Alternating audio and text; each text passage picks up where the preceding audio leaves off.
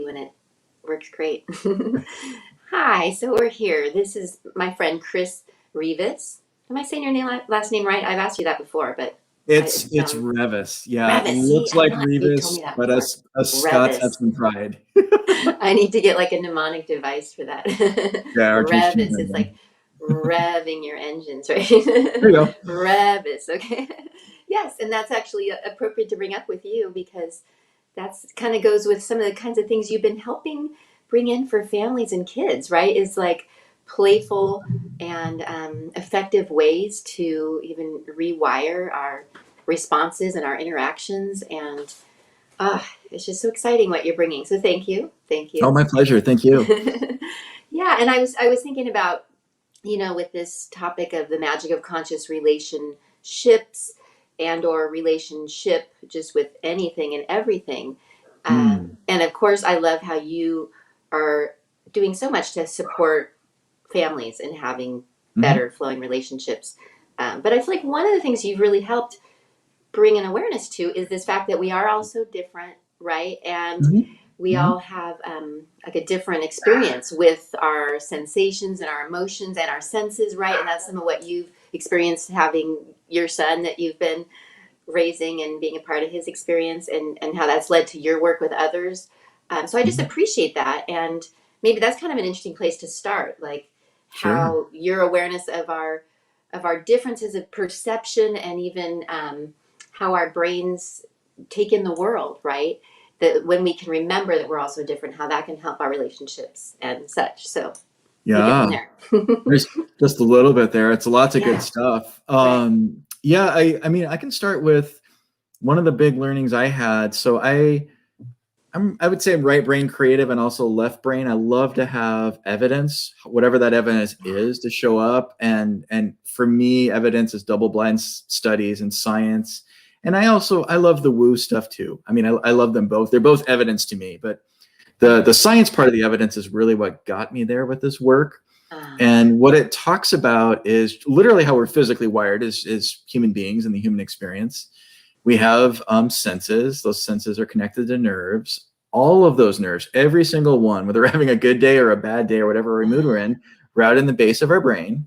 mm, And there's something there called the reticular activating system, big word. It's basically a Google filter. It says, hey, Chris, this is important. Worry about this. Hey, Chris, that's important. Worry about that. Ignore everything else.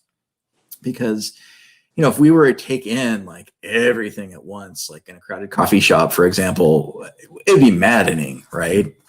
Espresso machines, people talking, music, orders. Like we think we're taking it all in, but we're really like filtering it out, and our yeah. brain's helping us cope, right? It's really a good thing. The gotcha is everyone's RIS is different, Uh, and everyone's experience is different because of that. So for me, maybe a blue shirt or a blue sweater, I'm wearing blue, is traumatic in my RIS, right? And the brain doesn't care if it's like really traumatic, whether there's a car coming at me or a bear in the room. Blue shirt is traumatic, and it's going to say, hey, fight, flight, freeze time. I need to keep this human surviving. And, I can go to anger or upset or running. And I'm not really able to be logic and interact with someone when I'm that way. I'm just not. The power's not on, right? yeah. And that's been a massive learning for me. Especially, I work mostly with parents and kiddos, right? And when kiddos struggle, our old school, well-intentioned family of origin would say, command, control, right, wrong. If they only tried harder, all that stuff. Mm, Scientifically, that's disproven. It's really, kids are already doing the best they can, and if they're stuck and the behavior's hard, right? When the kids are acting out, it's not easy. But when they're stuck, doing more discipline or doing things that really aren't listening to them and meeting them where they're at and acknowledging they have a RAS that's doing this doesn't help, right? Yeah. So that's what I've learned. I mean, that's one of the bigger ones.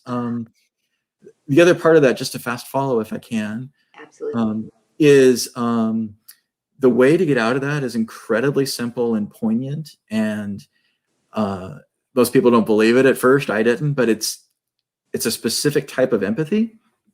So one is being aware of that wiring and what's going on for the other person.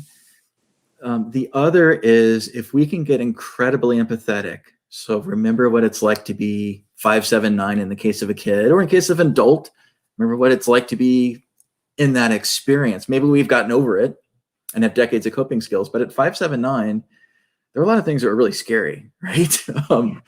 It could be the trash truck was like the most frightening thing going down the street, and now we're not really afraid of trash trucks, but it was terrifying maybe then.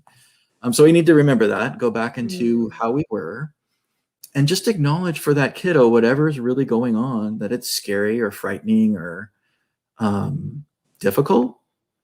And that really works for all ages, right? Anytime we can be empathetic and put ourselves in the other and acknowledge what they're going through. We don't have to agree with it, which is awesome. We can still be right about what we want to be right about. That's an important distinction. Yeah. And we don't have to be sympathetic. It's not, oh, poor pitiful you, I'm so sorry. We want to empower people. We don't want them stuck in their sadness or whatever. But we're just meeting them where they're at. I'm like, yeah, I get it. That'd be really scary that the trash truck's noisy. It must be really frightening. That simple acknowledgement literally unlocks the fight, flight, freeze response. And the RAS goes, oh, I'm okay. Let me route this to the prefrontal cortex for problem solving and collaboration, and all those engines are going, and let it do its thing. Wow. And it's so simple. I mean, it sounds too easy and it takes some effort, but that pattern, the science shows, the double-blind studies that I love show that it builds neural fabric. There's more connectivity tissue that's lit. So our 86 trillion neural connections, more of them are lit to create a path. When we're being empathetic, or someone's being empathetic with us. So when we're receiving the empathy or when we're expressing it. Oh my gosh. That's the beauty. It works both ways. Yeah. So you as a parent, if we're in the parent-child situation and I'm being empathetic, all of a sudden my shoulders drop and I'm a little more chill. Right? Yeah. And my prefrontal cortex is starting to work, instead of coming from an angry approach of why aren't they listening to me? Damn it, I'm exhausted. Right? Versus what's going on? Like, getting curious about it as if like a third party. So anyway, that's long answer to your question, but that's been like beautiful and amazing. And the results have been fabulous, and it works all the time. It's pretty cool. And it feels like that's something we can use with ourselves too, right? That awareness of that empathetic response and how that's going to literally shift the way our brain is working. And like you said, open up that reticular activating system so that we literally are receiving and perceiving differently. And then that's so big. That's exciting. Wow. It's fun. Yeah. And there's and then so it's fun, much, right? It brings it. Yeah, it's fun. And there's so much neat science that goes along with stuff that's been around for thousands of years. And, Hindu cultures, Buddhist cultures, all that. It's been around in different forms, but it's kind of cool to put some science with it, right? It's nice that they couple together. Right. Now we know why it works and why it's been recommended over the ages, things like empathy. But it really does. And then that we could bring that in as a something that our kids can do, right. With themselves and others, especially if they're old enough to even start to like talk about that kind of a meta analysis of that. So it's the other is, so I work a lot with kiddos in the autism spectrum or ADHD, and so they've got some more challenges and they have some different skill gaps than, let's call it, neurotypical kids do. Neurotypical kids have challenges as well, but I am amazed once that's unlocked every time about the brilliant, creative, imaginative ideas these kids have. Like, it's off the charts. Even at a young age, even at 5, 6, 7, their ideas are like, and usually things parents wouldn't have thought of. Like, their solution fits and it's helpful and it's useful and it's doable, and it's not even like in the realm of what we would have considered of.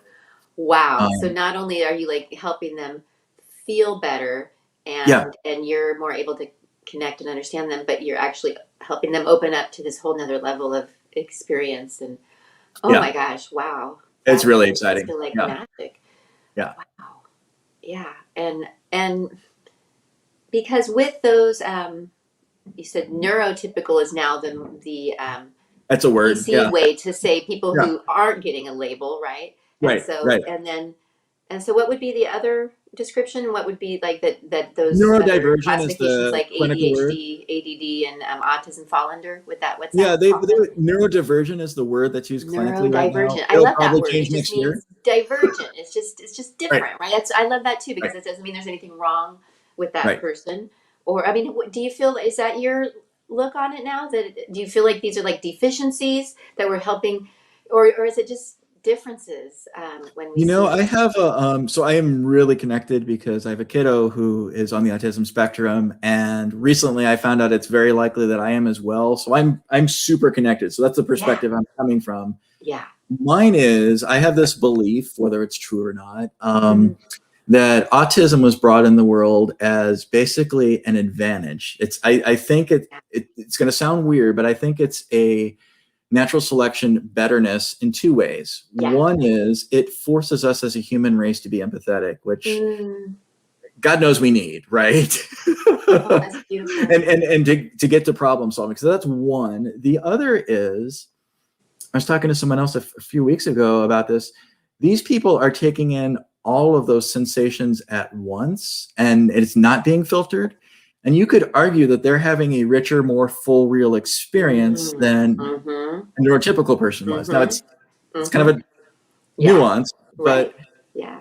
and I'm biased because I'm in it, right? But my argument would be that it's actually an advantage Uh, when the kiddo served, when the person served, and people are willing to tune into it. And the other reason I say that is you look at the people who have had autism, ADHD throughout history, especially that combo, uh-huh. Steve Jobs, Albert Einstein, Michelangelo. I mean, it's Yeah. just some Right. brilliant people that really Yeah. moved the world forward. Yeah. That's what I was going to ask about the ADHD diagnosis Yep. as well. Would you say that, because I figure that too, that it's Yep. actually like an evolutionary brain development that's maybe more functional in today's world, but it's I think just like so. inconvenient for others who are trying to manipulate our attention. So yeah, can you talk a Yeah, little bit about what you think about the ADHD? totally. Why would that show up more at this time as a Oh strength boy. even? Yeah, it's so many things. I mean, Yeah, the show up more could be we're more aware of it. It could be what's in yeah, our food system. There could be so many yeah. things. I don't even know Right. that I could begin there. But um, so where kiddos and all humans with ADHD or autism struggle is generally socially and communication skills, right? Or social Mm, norms and communication skills because we're okay. goofy, we're energetic, we're a little Ah, spastic. We might ah, not pick up in the cues that ah. someone else is giving. And that's a lot of the times because the brain is just like racing. The ideas are off the charts, Uh-huh. but they can't always connect like the ideas to like the behavior, right? The fabric just isn't quite Okay. there, or it's hard to control arousal level, Okay. just because of how they're Uh-huh. born. Ah. So there are a lot of ways to help like balance that. So the highs and the lows are a little in the middle. Mm. And I'm not necessarily talking about medication here at all. Yeah. There's approaches to just do that, or be accepting of this is what it is, right? Yeah. If I saw someone in a wheelchair, my expectation is not that they're going to walk. I'm not going to be mad at them for not walking. I'm going to be this person's in a wheelchair, and that's where they are right now. And Right. frankly, how can I support them having a rad life, right? Yeah. It's the same kind of approach. Ah. Someone with ADHD, someone's maybe a little spastic, maybe has some behavioral issues. Like, okay, that's just their thing. Hmm. And maybe sometimes it's annoying if we're being honest, like, okay, it's a weird vibe and I feel kind of awkward, but right. But it's not a bad thing. And like, how can I set them up for a win? Right. Mm-hmm. Yeah. Right. And that's really when we're coming back to being parents or partners or Yep. lovers or friends. How Yep. can I help set them up for a win? Yeah. Yep. I love that. That's a great mantra. Yeah. Yeah. Yeah. Yeah. Wow. That's a lot. Yeah. What's really amazing to me is, I guess the other side of it is how tightly, I'll talk about myself, but really any human will hold on to something that we think is true and really need to be right about it and like Yeah. fight about it. And then if we're being honest and kind of look at it a little bit deeper, whether it's a scientific brain or whatever, right? But we're being a more critical look at our beliefs. A lot of times they don't make sense, right? Or Mhm. they aren't really right, or they aren't really useful anymore. Maybe they were at a time. And it's amazing to me for my own journey in life, and I think others like will hold on to being right at the expense of moving forward. Mhm. Mhm. My parenting style is right and command control is right, and they just need more discipline. If it's only more consistent, it would work, regardless of what's showing up as results. Mhm. We Mhm. as humans will stay stuck there for way longer than we need to. And if we're able to gently question ourselves, not beat up on ourselves, but question some of those things and look at them. And I know for me, when I was finally able to get there, and maybe I was a little skeptical, a little like wobbly colt on my legs, learning this stuff, it's so powerful on the other side of that. Right. And it's actually really freeing not to be right anymore. Yeah. Yeah, that seems like such an important thing to bring up. And, and I'm remembering that right now you're offering some things for families as far as things like morning routines for families. And I feel like that seems like an interesting premise. So are you willing to talk a little bit about that, like, and why that's coming through and what's Totally. coming Yeah. through? I'd be honored to. So my goal this year is to serve at least 1,000 families, and that'll come in different shapes and forms. But I believe that there's so much unlocked potential in these kiddos that unchecked is just going to stay locked. And so I'm, the next Steve Jobs or Einstein, or, on a smaller scale, whatever that brilliance is, right? They're just, I want to be able to unlock that brilliance for, and I don't mean just brain smarts. I mean, love smarts, all the smarts, right? I want to unlock all of that for those families.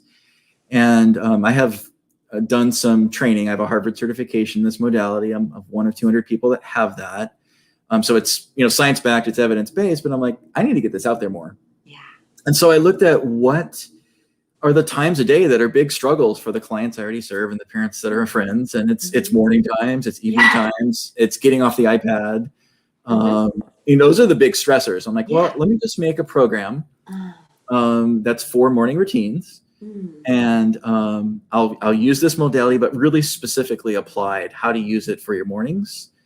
I've added in some woo stuff, as I call it. I mean that very lovingly, right? But the other modalities that are there, the spiritual, some rituals you can do in the morning, like your gratefulness practice, getting to that, simple things like drinking water. And then how to do that with your kids. So energetically, you start your day from a super powerful place instead of just frazzled and stretched, which a lot of us do sometimes. Yeah. So I'm doing that. It actually starts next week. It's free because it's a beta course. And my only ask is if people were served by it, they can give me a testimonial. So the next time when I charge for it, people know it's legit. If they're not served by it, don't leave one. That's fine. There's no pressure.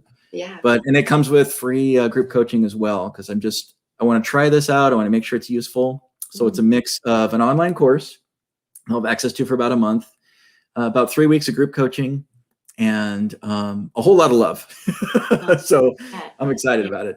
And I would imagine, just getting the feel for how you seem to like to approach kiddos, I like how you call them that this isn't about like forcing your kids into some new regimen that you've decided they should do, but you've got some inviting, playful, approachable, like something that you're talking about. It's a good mix. I tried to be really practical with, okay, you can put these things in place right away, because generally parents are comfortable with that, especially in the Western world. We like to place a strategy in place. But you're absolutely right. The real goal is your kiddo comes up with the idea. That sounds weird, and like you're not losing control. You're still the person in charge. When your kiddo has the idea and they're excited about it, it's going to happen. Right. And so they come up with a creative way to brush their teeth in the morning, and their teeth still get brushed. Awesome. Right. Yeah. Or they share with you, real quick story. I want to be respectful of time, but with my own son, I was struggling with, we had a morning routine. Things are going really well. And I noticed he wasn't brushing his teeth. Yeah. And in the past, I would have gotten mad or angry or upset about, like, I worked this hard. Why aren't you brushing your teeth? Or try to punish him or reward him into it. Right. Yeah. Which would have done nothing really. And made it worse. And I was able to, like, hey, let's go check it out. And he was struggling with literally just the physicality of unscrewing the toothbrush and putting it here, and like, how do I do this and put it on the toothpaste? He wasn't trying to be defiant or anything else. He really was struggling with that. We came up with a plan for that, and teeth are brushed now. It's little itty bitty things like that, right? So I teach that as well. Now I don't teach like the full program. It's just specific for morning routines. But boy, you get mornings right, and the rest of the day goes pretty well, right? That's so true, because I think you're so right. That's probably one of the biggest long-lasting complaints you hear from families, is how the mornings can be so stressful. And I'm sure with people being home more, if a lot of families are still home more, that probably, because maybe before a parent's relief was like, oh, let's get them out the door, and then, and then they're going to go have their day, and I'm going to have my day. But now if you're all in the house together, more. Yep. Even more important that you set the tone, how you can Yeah. for Yeah. And everybody. you said so well. And I think the other is, at least for me, it's difficult if I've had something rough happening in my morning. It's really hard for me to get back to just the world's a beautiful place, Yeah, right? If I totally. can start closer to that, I'm much better throughout the day. I can get there, but it's a lot more energy than, I agree. Me too. yeah, It's like the momentum is harder and harder to shift as the day goes on. So there's right. something about those mornings that is Yep. potent and we want to take advantage of. Yeah, totally. Wow. Well, no, I mean, and this is exactly the kinds of things I'm loving to talk about. So please. Cool. Cool. No, it's powerful. I mean, I don't know if I will follow on later with the other transitions. That might be what I do Mhm. um, as we go forward.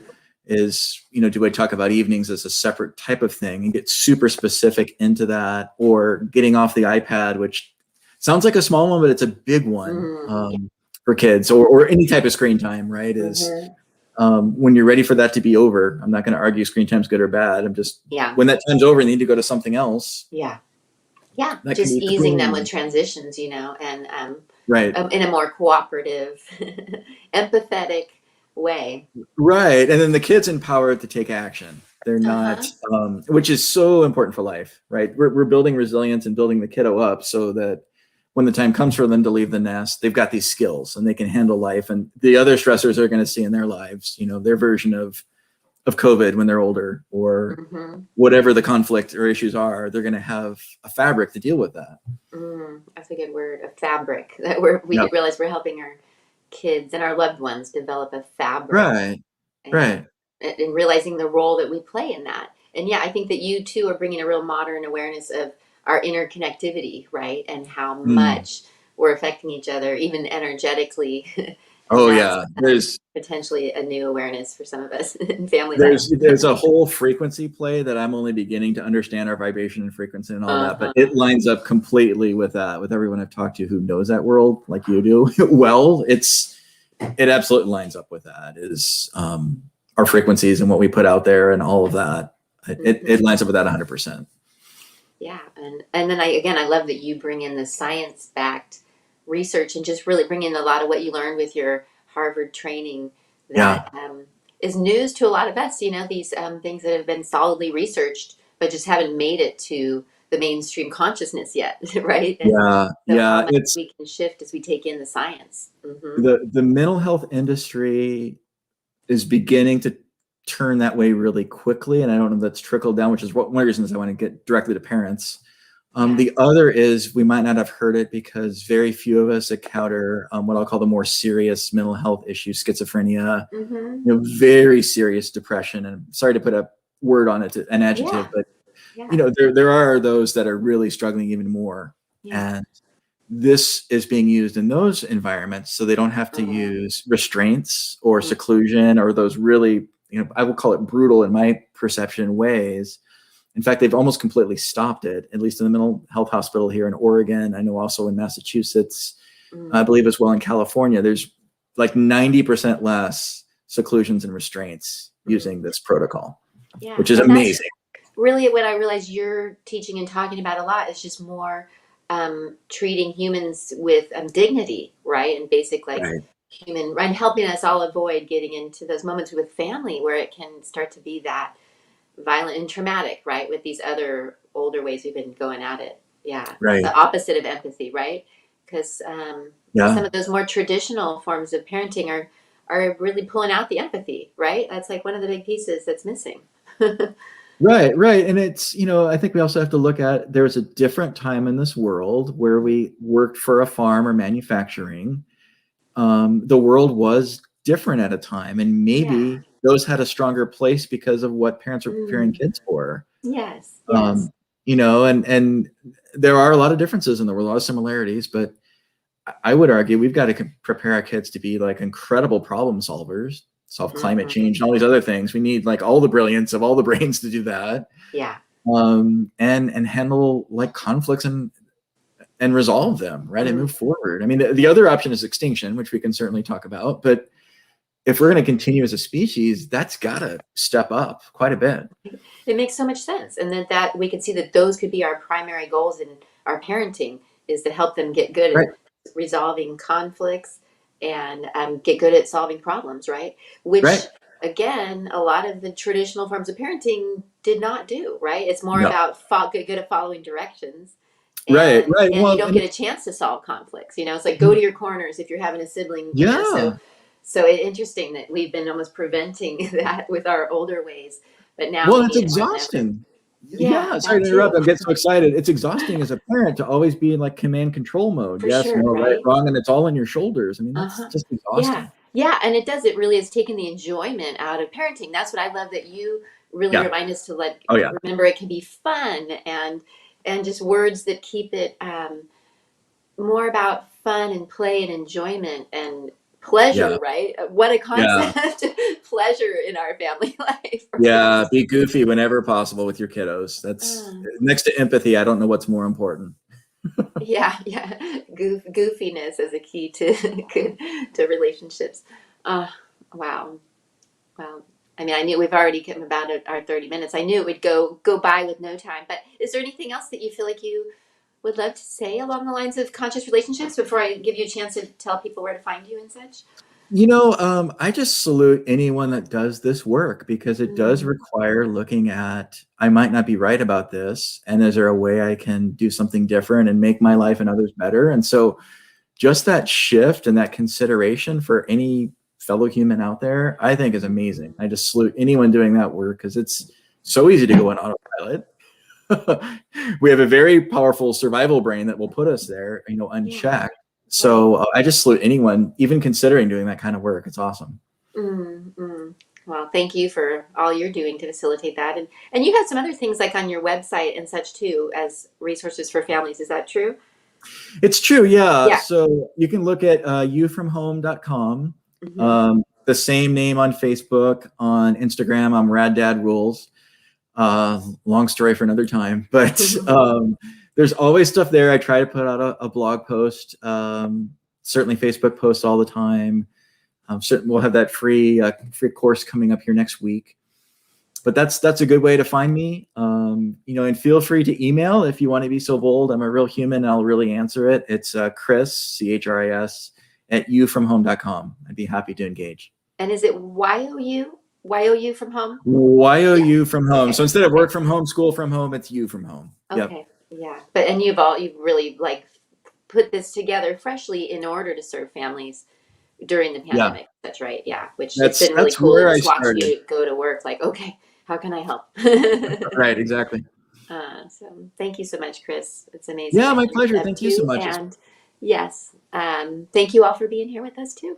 And yeah, please stay tuned with Chris for what his programs are offering. It's great stuff. So, all right. Well, have a great day out there, Chris, and all of you all. And we'll see you soon. All right. All right. Namaste. Bye-bye.